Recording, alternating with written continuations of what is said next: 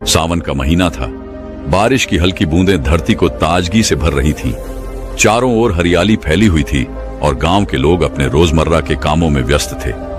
इस मौसम में गौतम बुद्ध अपने शिष्यों के साथ पास के एक गांव में प्रवास कर रहे थे। बुद्ध हर दिन सुबह सुबह गांव के चौराहे पर बैठते और वहां आने वाले लोगों को जीवन की गहरी शिक्षाएं देते। उनके शब्द जैसे जल की शीतल धारा लोगों के मन को शांत कर देते थे। गांव में बुद्ध की ख्याति बढ़ती जा रही थी। लोग उनकी शिक्षाओं को सुनने के लिए अपने काम छोड़कर आते। कुछ उनके प्रवचन से प्रेरित होकर अपने जीवन को बदल रहे थे। वहीं बुद्ध के शिष्य हर पल उनके साथ रहते, उनसे सीखते और उनके धैर्य और करुणा का प्रत्यक्ष अनुभव करते। लेकिन हर चमकती चीज सोना नहीं होती। जहां बुद्ध के प्रवचनों की सराहना हो रही थी, वहीं एक ऐसा व्यक्ति भी था जिसे यह सब स्वीकार नहीं था। वह व्यक्ति अत्यधिक अहंकारी था। उसके मन में बुद्ध के लिए ईर्ष्या और क्रोध का सागर उमड़ता था। ये तथागत कौन होते हैं हमें सिखाने वाले? उसने खुद से कहा, लोग इनके पीछे क्यों भाग रहे हैं? ये बस अपनी मीठी बातों से सबको फंसाना जानते हैं, पर मैं इन्हें बेनकाब करूंगा। उस व्यक्ति का नाम सुबंधु था। गांव में उसका बड़ा नाम था, शायद उसके पैसे और सत्ता के कारण, लेकिन भीतर से वह अकेला था। अपने क्रोध और अहंकार ने उसके रिश्तों को तोड़ दिया था। उसकी पत्नी और बच्चे उससे दूर हो गए थे।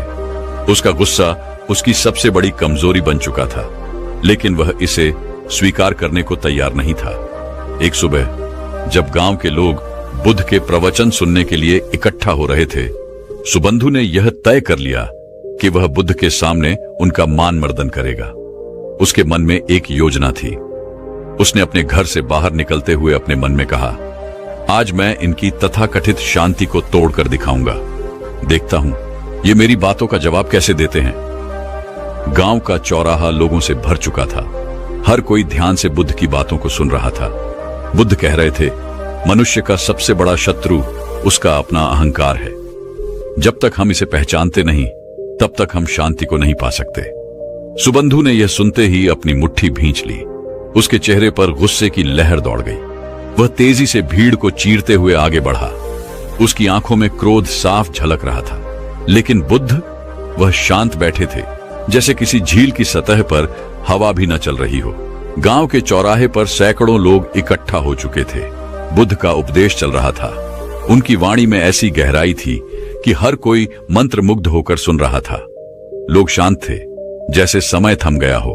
बुद्ध ने कहा, जो क्रोध पर काबू पा लेता है वह जीवन के सबसे बड़े युद्ध को जीत लेता है।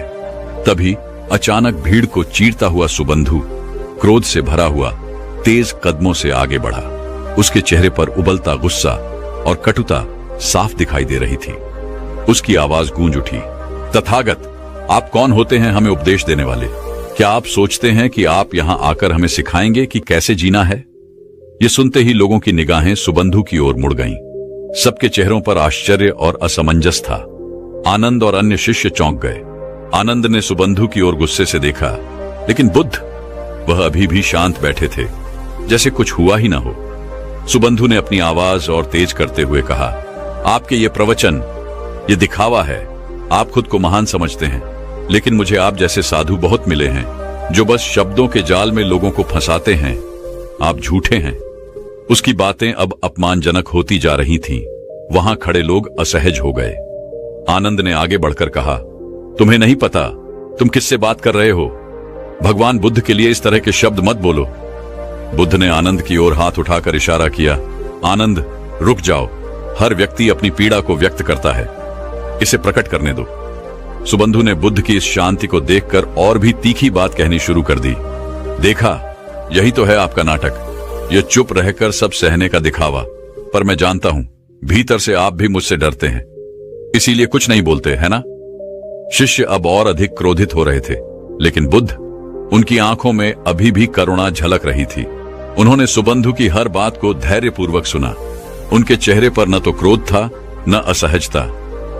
सुबंधु ने जब देखा कि उसकी बातों का बुद्ध पर कोई असर नहीं हो रहा है, तो उसका क्रोध और बढ़ गया। उसने भीड़ की ओर मुड़कर कहा, देखो, यह व्यक्ति तुम्हें शांत होने का पाठ पढ़ाता है, लेकिन खुद कुछ भी नहीं कर सकता। यह सब दिखावा है। लोग कुछ भी कहने से डर रहे थे, लेकिन उनके भीतर सवाल उठ रहे थे। बुद्ध आखिर कुछ क्यों नहीं कह रहे?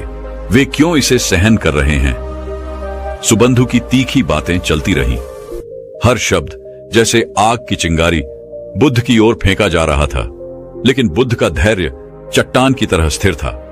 सुबंधु की तीखी आवाज चौराहे पर गूंज रही थी। उसके शब्दों में क्रोध, अपमान और अहंकार का मेल साफ झलक रहा था। लोग सहमे हुए थे, शिष्य क्रोधित थे, लेकिन बुद्ध, वह शांत बैठे थे, जैसे पहाड़ पर बहने वाली हवा, स्थिर, गहन और अप्रभावित। सुबंधु ने अपनी बात खत्म करते हुए व्यंग्य से कहा, अब क्या हुआ तथागत? चुप क्यों हो? बोलिए, आप जैसे महान उपदेशक के पास मेरे सवालों का कोई उत्तर नहीं है? बुद्ध ने धीरे से अपनी आंखें उठाईं। उनके चेहरे पर मुस्कान थी, ऐसी मुस्कान जो किसी के भी मन को शांत कर दे। उन्होंने शांत और सधी हुई आवाज में कहा, भाई, यदि तुमसे एक प्रश्न पूछूं तो क्या तुम उत्तर दोगे? सुबंधु, जो अपने क्रोध के आवेग में था, अचानक ठहर गया।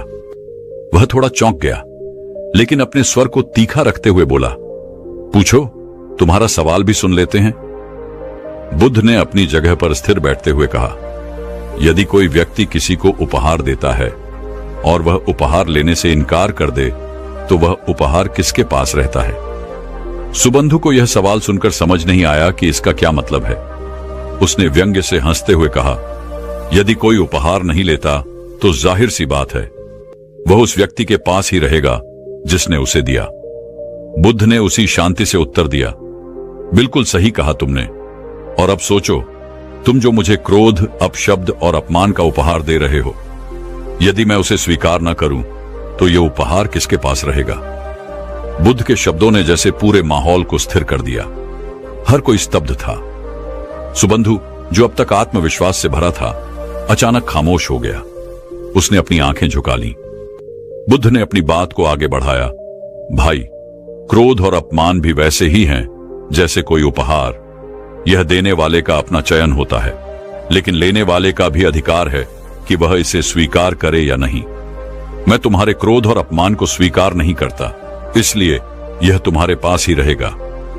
शांति और स्थिरता के साथ बोले गए ये शब्द सुबंधु के भीतर गहराई तक उतर गए।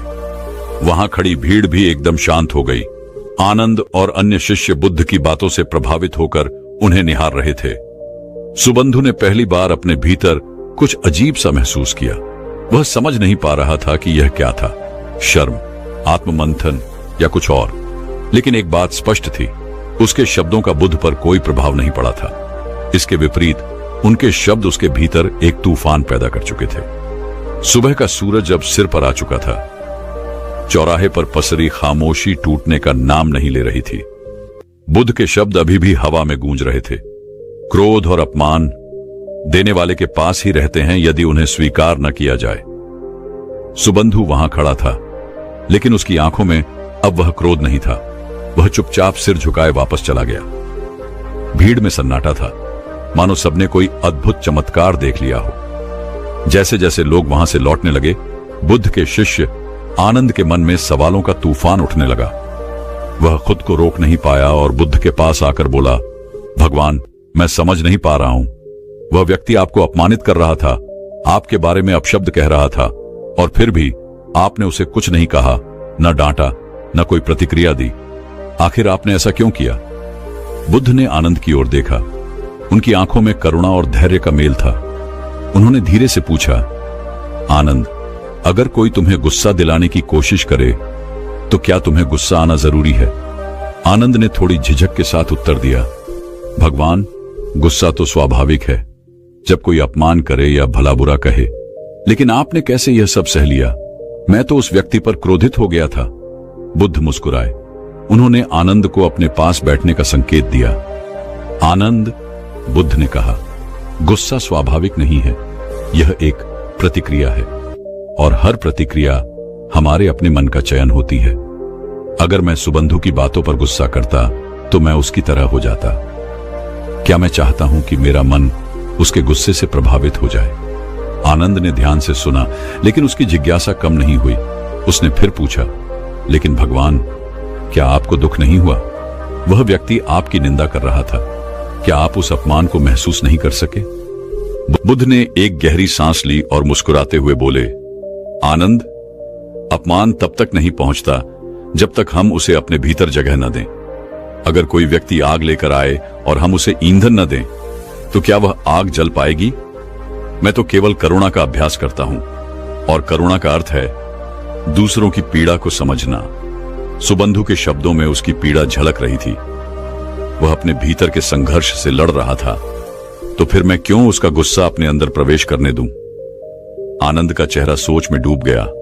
उसने गहरी सांस लेते हुए कहा, तो क्या इसका मतलब यह है कि हमें हर अपमान और निंदा को बस सहन करना चाहिए भगवान? बुद्ध की मुस्कान गहरी हो गई। उन्होंने आनंद की आंखों में देखा और बोले, आनंद, सहन करना भी एक कला है, लेकिन उसका उद्देश्य केवल सहना नहीं है। यह हमें भीतर से मजबूत बनाता है, और जब हमारा मन स्थिर और शांत होता है, तभी हम दूसरों को समझ सकते हैं। आज तुमने देखा कि सुबंधु ने मुझे जितना क्रोधित करने की कोशिश की, मैं उतना ही शांत रहा। क्या तुम जानते हो क्यों? आनंद ने उत्तर में केवल सिर हिलाया। वह समझना चाहता था। सुबंधु गांव की पगडंडी पर धीमे धीमे चल रहा था। उसके कदम थके हुए थे और मन अशांत। बुद्ध के शांत उत्तर ने उसके भीतर कुछ ऐसा जगा दिया था जिसे वह पहचान नहीं पा रहा था। क्रोध, जो उसकी पहचान बन चुका था, पहली बार उसे बोझिल लग रहा था। गांव से दूर एक पुराना बरगद का पेड़ था। सुबंधु वहां जाकर बैठ गया। उसने अपनी मुट्ठियां भींच ली और अपने आप से कहा, यह क्या हो रहा है मुझे?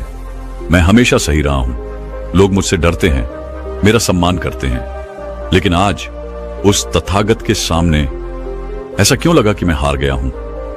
उसके भीतर का अहंकार उसे कचोट रहा था, लेकिन बुद्ध की मुस्कुराहट और उनके शब्द बार बार उसकी यादों में गूंज रहे थे। यदि कोई उपहार स्वीकार न करे तो वह वापस देने वाले के पास रहता है। सुबंधु के चेहरे पर अचानक एक बेचैनी उभरी। उसने खुद से पूछा, क्या यह क्रोध, यह कटुता मेरे ही पास रह गई है? मैं इसे दूसरों पर फेंकता हूं, लेकिन शायद वे इसे कभी ले ही नहीं पाए। क्या मैं ही इसका भार ढो रहा हूं? उसकी आंखें भर आईं। उसने अपने चारों ओर देखा। पेड़ों की सरसराहट, पक्षियों की चहचहाहट, सब कुछ उसे शांत करने की कोशिश कर रहा था, लेकिन उसके भीतर का तूफान थमने का नाम नहीं ले रहा था। पहली बार उसने अपने जीवन पर नजर डाली। क्यों मैं हमेशा गुस्से में रहा? क्यों मैंने हर किसी को चोट पहुंचाई? क्या मैं वाकई इतना कमजोर हूं कि मुझे अपना अस्तित्व साबित करने के लिए दूसरों को अपमानित करना पड़ा? बरगद के नीचे बैठे बैठे सुबंधु फूट फूट कर रोने लगा। उसने अपने सिर को घुटनों में छिपा लिया। उसकी आंखों से आंसू लगातार बह रहे थे। यह वही व्यक्ति था जो कुछ घंटे पहले तक अपने क्रोध और अहंकार में डूबा हुआ था। अब वह अपनी ही कमजोरियों के सामने खड़ा था। कुछ देर बाद सुबंधु ने सिर उठाया। उसका चेहरा आंसुओं से भीगा हुआ था, लेकिन उसकी आंखों में एक नई चमक थी। उसने मन ही मन कहा, मुझे तथागत के पास लौटना होगा। मुझे उनसे माफी मांगनी होगी। शायद मैं उनसे कुछ सीख सकूं। शायद वह इस बोझ से मुझे मुक्त कर सकें। सुबंधु ने धीरे धीरे गांव की ओर कदम बढ़ाए। हर कदम के साथ उसका हृदय हल्का हो रहा था। वह जानता था कि यह आसान नहीं होगा। भीड़ के सामने माफी मांगना, अपने अहंकार को तोड़ना, यह सब उसके लिए असंभव जैसा था। लेकिन बुद्ध की करुणा ने उसे कुछ नया अनुभव करने का साहस दिया था। गांव पहुंचने पर बुद्ध अब भी उसी स्थान पर बैठे थे। उनके शिष्य और अनुयायी उनके चारों ओर शांत मुद्रा में बैठे थे। वहां का वातावरण शांत और पवित्र था। सुबंधु ने दूर से बुद्ध को देखा। उनका चेहरा अभी भी वैसा ही था, मुस्कुराता हुआ, शांत और गहरा। सुबंधु के कदम धीमे हो गए। उसकी सांसें तेज हो रही थीं। क्या मैं माफी मांगने के काबिल हूं? उसने खुद से पूछा, लेकिन फिर उसने खुद को संभाला। अगर मैं आज नहीं गया तो शायद कभी नहीं जाऊंगा। मुझे यह करना ही होगा। सुबंधु ने भीड़ के पास पहुंचकर अपनी जगह बनाई। सब उसे देखकर चौंक गए। आनंद ने उसे देखा और उसके चेहरे पर आश्चर्य था। वह फिर से आया है, अब क्या चाहता है? सुबंधु ने बुद्ध के करीब जाकर धीमे स्वर में कहा, भगवान, मैं आपसे कुछ कहना चाहता हूं। सुबंधु की आवाज में अब एक शर्मिंदगी थी। वह आंखें झुके हुए खड़ा था, जैसे अपने दिल का बोझ साझा करने के लिए शब्दों को ढूंढ रहा हो। लेकिन बुद्ध की शांति ने उसे मजबूती दी। बुद्ध ने उसे देखा, फिर धीरे से बोले, सुबंधु, तुम मुझसे कुछ कहना चाहते हो तो कहो। तुम्हारी आत्मा अब एक गहरे मंथन में है, तुम्हें अपने भीतर की यात्रा पूरी करनी होगी। सुबंधु की आंखों में आंसू थे, लेकिन उसने खुद को संभाला। उसने धीरे धीरे कहा, भगवान, मुझे खुद पर घृणा हो रही है। मैंने जिन लोगों को तिरस्कृत किया, उनका अपमान किया, वह सभी मुझे माफ कर सकते हैं, लेकिन अब मैं खुद को कैसे माफ करूं? मैं समझ नहीं पा रहा हूं, क्या करूं? उसकी आवाज में एक दर्द था जो पूरी तरह से उसके भीतर की उलझन को दर्शा रहा था। बुद्ध ने उसे एक गहरी नजर से देखा। उनके चेहरे पर एक हल्की मुस्कान थी, जो एक ऐसे व्यक्ति की मुस्कान थी जो किसी और के दर्द को समझ सकता है।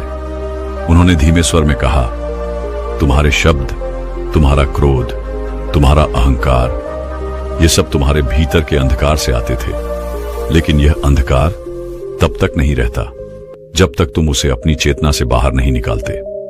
सुबंधु ने सिर झुका लिया और बुद्ध ने फिर कहा, तुम सोचते हो कि तुम अपने किए गए कर्मों को कैसे माफ कर सकोगे, लेकिन मैं तुमसे एक सवाल पूछता हूं, क्या तुम अपने अंधकार से भाग सकते हो? सुबंधु की आंखों में एक हलचल थी। उसने सोचा, फिर धीरे से उत्तर दिया, नहीं भगवान, अंधकार से भागना संभव नहीं है, मुझे उसी का सामना करना होगा। बुद्ध की आंखों में गहरी समझ थी। उन्होंने फिर कहा, ठीक वही बात है सुबंधु, तुम्हारे भीतर जो अंधकार है वह तुम्हारा क्रोध, तुम्हारा अहंकार, तुम्हारा भय, यह सब सिर्फ तुम्हारी आत्मा की छाया है, और एक दिन जब तुम इसका सामना करोगे, यह छाया धीरे धीरे मिट जाएगी, क्योंकि प्रकाश और अंधकार एक साथ नहीं रहते। सुबंधु की आंखों में अब एक नई लहर थी। वह यह समझने लगा था कि वह केवल अपने भीतर के अंधकार से भागने का प्रयास कर रहा था, जबकि उसे उसका सामना करना था। बुद्ध ने उसकी बातों को समझते हुए और भी गहरे शब्दों में मार्गदर्शन देना शुरू किया। तुम्हारे अंधकार के अंतर्गत जो दर्द है वह सिर्फ तुम्हारे भीतर नहीं है, ये सब लोग सहते हैं। जब तुम अपने दर्द को समझते हो तो तुम दूसरों के दर्द को भी समझ पाओगे। तुम्हारी करुणा तभी प्रकट होगी जब तुम अपने भीतर के घावों को पहचानोगे और उन्हें ठीक करने का प्रयास करोगे। सुबंधु की आंखों में चमक आ गई। उसने धीरे से कहा, क्या मैं वाकई इसे बदल सकता हूं भगवान? बुद्ध की आंखों में गहरी शांति थी। उन्होंने उसे संबोधित करते हुए कहा, यह परिवर्तन तुम्हारे भीतर ही है सुबंधु। तुम अपने विचारों, अपनी क्रियाओं और अपने दृष्टिकोण को बदलने से शुरुआत कर सकते हो। परिवर्तन हमेशा भीतर से आता है। जब तुम स्वयं को बदलोगे तो तुम्हारे आसपास का संसार भी बदल जाएगा। सुबंधु ने एक गहरी सांस ली और जैसे ही बुद्ध की बातों ने उसे आत्मविश्वास दिया, उसने महसूस किया कि वह सच में कुछ बदल सकता है। वह अब अपने भीतर की जंग जीतने के लिए तैयार था। सुबंधु ने बुद्ध की उपदेशों को अपने दिल में पूरी तरह से उतार लिया था। वह यह समझ चुका था कि उसका असली शत्रु बाहर नहीं, बल्कि उसके भीतर था। उसका अहंकार, उसका क्रोध और उसकी नफरत। बुद्ध के मार्गदर्शन ने उसे आत्म मंथन के लिए प्रेरित किया था और अब वह अपने जीवन में एक नई शुरुआत करने के लिए तैयार था। कुछ दिनों तक सुबंधु ने अपनी दिनचर्या को पूरी तरह से बदल दिया था। वह पहले की तरह गुस्से में नहीं आता था। अपने भीतर की अशांति और घृणा को वह अब शांति और सहानुभूति से बदलने की कोशिश कर रहा था। एक दिन जब सुबंधु गांव के बाजार से गुजर रहा था, उसे एक छोटा बच्चा दिखा जो एक टूटे हुए बर्तन के साथ बैठा था। बच्चा घबराया हुआ था, उसकी आंखों में डर था। सुबंधु ने उसके पास जाकर पूछा, क्या हुआ? तुम डर क्यों रहे हो? बच्चे ने कांपते हुए कहा, मुझे बर्तन को ठीक करना था, लेकिन मैं इसे और भी तोड़ बैठा। अब मुझे डर है कि लोग मुझे डांटेंगे। सुबंधु ने बच्चे की आंखों में देखा और उसे पहली बार महसूस हुआ कि यह बच्चा उस दर्द का सामना कर रहा था जो कभी वह खुद महसूस करता था। वह बच्चा भी अपमानित होने और अपने की गए गलतियों के लिए डर रहा था, ठीक जैसे सुबंधु कभी अपनी क्रोध की वजह से डरता था। सुबंधु ने धीरे से बच्चे को अपने पास खींचा और कहा, देखो, हर कोई कभी न कभी गलती करता है। ये बर्तन टूटना कोई बड़ी बात नहीं है। असली बात यह है कि हम अपनी गलती से क्या सीखते हैं। यह सुनकर बच्चा थोड़ा शांत हुआ और सुबंधु के शब्दों ने उसे कुछ आश्वस्त किया। सुबंधु की आवाज में वह सच्ची करुणा थी जो बुद्ध के उपदेशों का परिणाम थी। सुबंधु के भीतर एक अद्भुत बदलाव आ चुका था। पहले वह किसी की कमजोरी का मजाक उड़ाता था, लेकिन अब वह दूसरों के दर्द को समझने लगा था। वह किसी के प्रति क्रोध नहीं रखता था, बल्कि अब वह हर व्यक्ति में करुणा और समझ देखने लगा था। वह धीरे धीरे बदलता जा रहा था। अब वह एक नई सोच के साथ हर स्थिति का सामना करने लगा था। अब उसे खुद से नफरत नहीं थी, बल्कि वह खुद को स्वीकार करने और सुधारने की कोशिश कर रहा था। कुछ दिन बाद गांव में एक और घटना घटी। गांव के एक बुजुर्ग व्यक्ति को कोई समस्या हो गई थी और कुछ लोग उसकी मदद करने के बजाय उसे हिकारत की नजरों से देख रहे थे। सुबंधु ने यह देखा और बिना किसी संकोच के उस बुजुर्ग के पास गया। उसने उनकी मदद की और सभी को दिखा दिया कि कैसे एक व्यक्ति का हृदय बड़ा हो सकता है अगर वह खुद को समझे और दूसरों की मदद करने का अवसर दे। गांव के लोग अब सुबंधु को एक नए रूप में देख रहे थे। वह वही व्यक्ति था जो कभी गुस्से और घृणा से भरा हुआ था, लेकिन अब वह करुणा और शांति का प्रतीक बन चुका था। सुबंधु को अब यह एहसास हो चुका था कि असली ताकत अपने भीतर के अंधकार से बाहर निकलने में है। उसका परिवर्तन धीरे धीरे गांव में न केवल उसकी जिंदगी में, बल्कि दूसरों की जिंदगी में भी बदलाव ला रहा था। वह अब पूरी तरह से बुद्ध के उपदेशों पर चलने के लिए तैयार था। उसने अपने अहंकार को छोड़ दिया था और उसकी आंखों में एक नई जोश और सुकून था। वह दिन सुबंधु के जीवन का एक महत्वपूर्ण मोड़ था। अब वह बदल चुका था। उसे अपने भीतर की शक्ति का एहसास हो चुका था। वह जानता था कि शांति केवल बाहरी परिस्थितियों से नहीं आती। वह जानता था कि शांति केवल बाहरी परिस्थितियों से नहीं आती, बल्कि यह हमारी आंतरिक स्थिति से उत्पन्न होती है। बुद्ध की शिक्षा ने उसे यह समझाया था कि अगर हम अपने भीतर के क्रोध और नफरत को त्याग दें, तो हम जीवन में वास्तविक सुख और शांति पा सकते हैं। एक दिन बुद्ध ने सुबंधु को अपने पास बुलाया। यह वही दिन था जब सुबंधु ने अपनी पूरी यात्रा के बारे में बुद्ध से बातचीत करने का निर्णय लिया था। उसने सिर झुका लिया और धीरे से कहा, भगवान, मैं जानता हूं कि मैंने जो किया वह गलत था, लेकिन अब मैं खुद को ठीक करना चाहता हूं। मैंने महसूस किया है कि हमारे भीतर की शांति ही हमें बाहरी दुनिया से जोड़े रखती है, लेकिन मैं जानता हूं यह आसान नहीं होगा। क्या आप मुझे और मार्गदर्शन देंगे? बुद्ध ने उसे मुस्कुराते हुए देखा और अपनी आंखों में गहरी करुणा के साथ उत्तर दिया, सुबंधु, तुम्हारे दिल में अब एक नई समझ और बदलाव है। यह तुम्हारा सबसे बड़ा कदम है, लेकिन ध्यान रखना, जीवन में सबसे बड़ा परिवर्तन अपने भीतर होता है। जब तुम अपने मन को शुद्ध करोगे, तब तुम्हारा हर कार्य और विचार भी शुद्ध होगा। यही तुम्हारा जीवन का संदेश है। आंतरिक शांति ही बाहरी दुनिया को बदलने का पहला कदम है। सुबंधु ने ध्यान से बुद्ध की बातों को सुना और उनके शब्दों का गहरा असर महसूस किया। वह समझ चुका था कि जीवन में शांति और सुख पाने के लिए उसे अपने भीतर की हलचल को शांत करना होगा। कुछ दिन बाद गांव में एक गंभीर संकट उत्पन्न हुआ। एक बड़ी बारिश ने फसल को नष्ट कर दिया था और किसान और उनके परिवार बुरी तरह प्रभावित हुए थे। गांव में बहुत घबराहट थी। लोग एक दूसरे पर आरोप लगा रहे थे। ऐसे समय में सुबंधु ने बुद्ध के उपदेशों को याद किया और एक कदम आगे बढ़ते हुए वह गांव वालों के पास गया।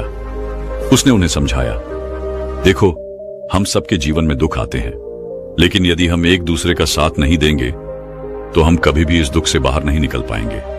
हमें अपने भीतर की नफरत और गुस्से को छोड़कर एकजुट होकर इस संकट का सामना करना चाहिए। सुबंधु की बातें गांव के लोगों के दिलों को छू गईं। उसने पहले की तरह गुस्से और हिंसा का सहारा नहीं लिया, बल्कि वह शांति और सहयोग की बात कर रहा था। धीरे धीरे लोग उसकी बातों को समझने लगे और एकजुट हो गए। वे मिलकर किसानों की मदद करने के लिए जुट गए और सब मिलकर काम करने लगे। सुबंधु का परिवर्तन अब गांव में साफ दिखाई दे रहा था। उसने पहले की तरह लोगों को दोष देने और नफरत करने के बजाय उन्हें प्रेम और सहायता का मार्ग दिखाया था। गांव में अब एक नई उम्मीद और साहस का संचार हो चुका था। बुद्ध ने सुबंधु की ओर देखा और कहा, यह तुम्हारा सबसे बड़ा उपहार है सुबंधु। तुम्हारे जीवन का संदेश यही है। अंतरात्मा की शांति और करुणा ही हमें जीवन की असली कठिनाइयों से उबार सकती है। सुबंधु ने आंखें बंद की और उसके भीतर एक गहरी शांति महसूस हुई। वह जानता था कि यह यात्रा कभी खत्म नहीं होगी। जीवन हर दिन नए अनुभवों और चुनौतियों के साथ आता है, लेकिन अगर हम अपने भीतर की शांति और प्रेम को बनाए रखते हैं तो हम किसी भी मुश्किल को पार कर सकते हैं। कहानी से हम यह समझ सकते हैं कि जीवन में शांति, करुणा और आत्मनिरीक्षण के महत्व को समझना कितना आवश्यक है। गौतम बुद्ध ने हमें यह सिखाया कि क्रोध, अहंकार और घृणा केवल हमारे भीतर के शत्रु होते हैं, और केवल जब हम अपने दिल और मन को शुद्ध करते हैं तभी हम सच्ची शांति और खुशी पा सकते हैं। सुबंधु का परिवर्तन यह सिद्ध करता है कि अगर हम अपने विचारों और भावनाओं को नियंत्रित करने में सफल होते हैं तो न केवल हमारा जीवन बदलता है, बल्कि हम अपने आसपास के लोगों की जिंदगी को भी बेहतर बना सकते हैं। यही असली सफलता है, अपने भीतर की शांति को पाकर दुनिया में सकारात्मक बदलाव लाना। ये कहानी हमें यह भी सिखाती है कि हर किसी के भीतर आत्मनिर्माण की क्षमता है और सही मार्गदर्शन से हम अपने जीवन को पूरी तरह से बदल सकते हैं। अगर आप भी चाहते हैं कि आपके जीवन में शांति, प्रेम और करुणा का आगमन हो और आप बुद्ध के शिक्षाओं के अनुसार अपनी यात्रा पर आगे बढ़ना चाहते हैं, तो इस चैनल को सब्सक्राइब करना बिल्कुल न भूलें।